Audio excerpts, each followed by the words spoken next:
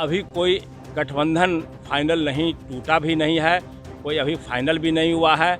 उन्होंने उम्मीदवारी दी है कुछ लोगों की। अगर लालू जी फैसला लेते हैं और प्रतिष्ठाजनक हम लोगों को सीट देते हैं तो हम लोग साथ साथ लड़ने के लिए भी तैयार हैं। राष्ट्रपिता महात्मा गांधी की आज पुण्यतिथि है। इस अवसर पर कांग्रेस प्रदेश कार्यालय में उनके प्रतिमा पर पुष्प अर्पित कर उन्हें याद किया गया। प्रदेश कांग्रेस के कार्यकारी अध्यक्ष डॉक्टर समीर कुमार ने कहा है कि महात्मा गांधी के नेतृत्व में हमें आजादी मिली। आज हम उन्हें श्रद्धा पूर्वक नमन और याद कर रहे हैं। भगवान से भी प्रार्थना है कि महात्मा गांधी के बताए रास्तों पर हम चलकर उनके सपनों का भारत बना सके। वहीं एमएलसी चुनाव मसले पर डॉक्टर समीर सिंह ने कहा है कि अभी भी महागठबंधन बना हुआ है। लालू यादव को सीटों के बंटवारे के लिए अधिकृत किया गया है। वो जैसा चाहेंगे वैसा ही होगा। अगर हमें सम्मानजनक सीट नहीं मिल पाती है तो हम अकेले एमएलसी चुनाव लड़ने के लिए भी तैयार है। वहीं शिक्षकों को अब शराबियों को पकड़ने के मामले पर उन्होंने कहा है कि यह निर्णय एक पागलपन निर्णय है। जिस विद्यालय में क्लास 8 तक के बच्चों को पढ़ाने के लिए एक शिक्षक उपलब्ध है तो वो अब बच्चों को पढ़ाएंगे या शराबियों को पकड़ेंगे। यह निर्णय कहीं से भी तर्क संगत नहीं है और इसे वापस लेना चाहिए। आज हम लोग राष्ट्रपिता महात्मा गांधी जी की पुण्यतिथि पर उन्हें श्रद्धा निवेदित करने के लिए सभी कांग्रेसजन इकट्ठा हुए हैं।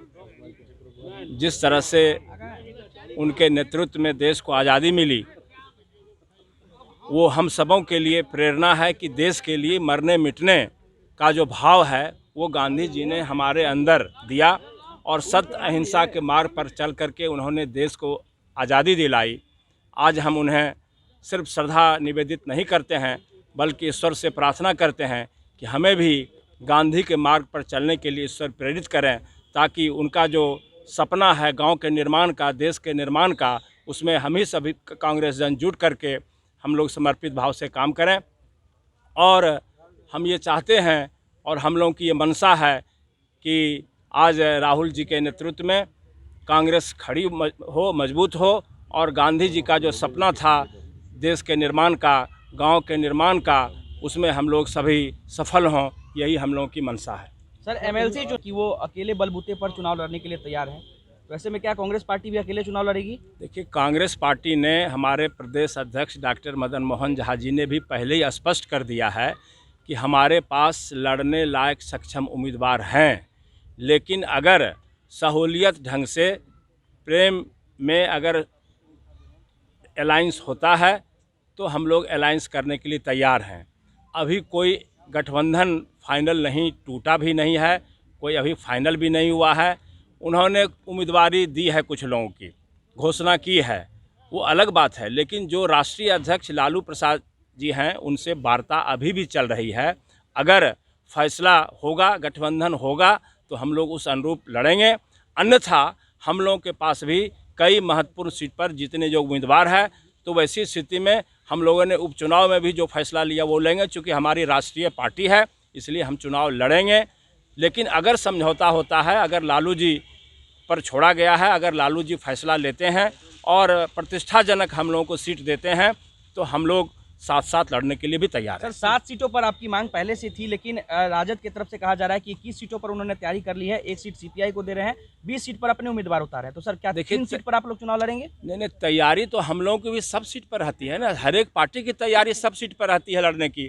हम लोग नेशनल पार्टी हैं तो हम लोग एक सीट पर तैयारी नहीं किए हैं, हम लोग भी सब सीट पर किए हैं, वो भी किए होंगे।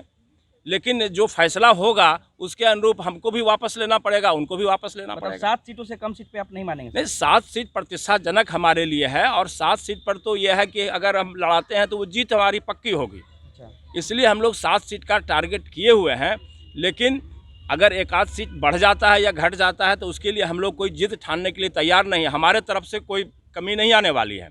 लेकिन ये बार बार कोई अगर किसी भी दल का प्रतिनिधि हम लोगों को धमकी देता है, कमज़ोर समझता है, तो ऐसी बात नहीं है। हम लोग प्रखंड लेवल पर हमारा कार्य करता है। आज भी हम मजबूत संगठन है बिहार में। ऐसी स्थिति नहीं है कि हम लोगों को बहुत इग्नोर करने और बहुत अपमानित करके भी कोई आदमी चाहेगा, तो ऐसी बात नहीं है। लेकिन हम लोग बाधा नहीं होंगे। उपचुनाव में भी हम लोगों ने रिश्ता नहीं तोड़ा था, उन लोगों ने आगे बढ़ के रिश्ता तोड़ा था। इसलिए आज सब चीज़ उनके पाले में मामला है। अगर वो फैसला लेते हैं सम्मानजनक, महागठबंधन को बिहार में मजबूत रखना चाहते हैं, भारतीय जनता पार्टी एनडीए को सशक्त देने के लिए, तो हम लोग इस बात के पक्षधर हैं। Thank you.